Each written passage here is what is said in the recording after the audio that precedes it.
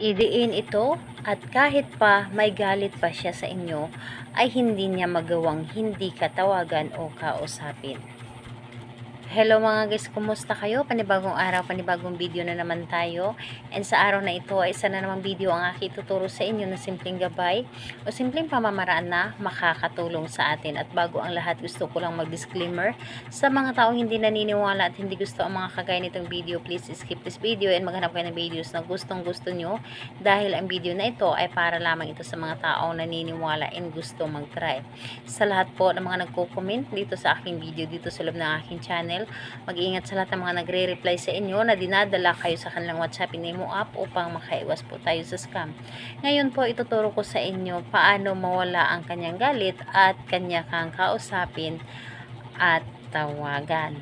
Dito ay pwede mo itong gawin sa parehasang kasarian, babae ito babae, and lalaki ito lalaki. And syempre naman sa ating babae at lalaki na mag-partner. And pwede mo itong gawin kahit na kayo ay magkalapit at magkalayo sa isa't isa. Dito is wala kang ibang kakailanganin, is kailangan mo lamang dito maghanda ng kanyang larawan na nasa loob lamang ng inyong cellphone. So, ayun po. And kapag handa na yung larawan niya, syempre kailangan lamang natin dito ang paghanda ng ating sarili. Kailangan alam natin sa ating sarili na gustong gusto natin itong gawin. Kailangan na hindi tayo nagdududa at magaan sa ating loob ang paggawa nito. So ngayon, kapag ready ka na, pwede mo itong simulan.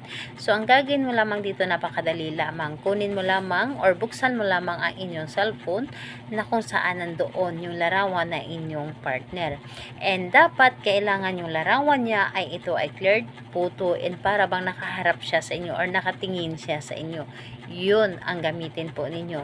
And kapag nakita nyo, natitigan mo lamang ang kanyang larawan. Titigan mo lamang ang kanyang larawan at kausapin mo siya na may buong pagmamahal.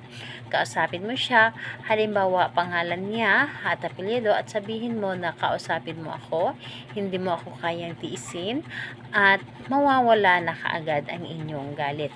Pero dapat po ay yung hinduturo po ninyo ay idiin po ninyo sa kanyang larawan. Sa mukha po. Idiin po ninyo sa kanyang larawan, tsaka mo siya kausapin. Yung pangalan at apelyido at isunod mo ang inyong mga nais. So, sabihin mo siya na may buong pagmamahal. Yung tipong para bang kinakausap mo siya ng harap or ng personal.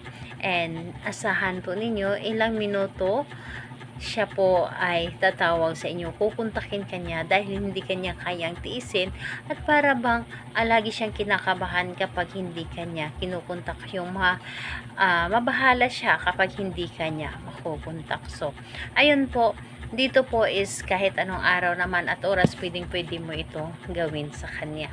So, ayun po, salamat po sa inyo. Bye bye everyone, God bless us.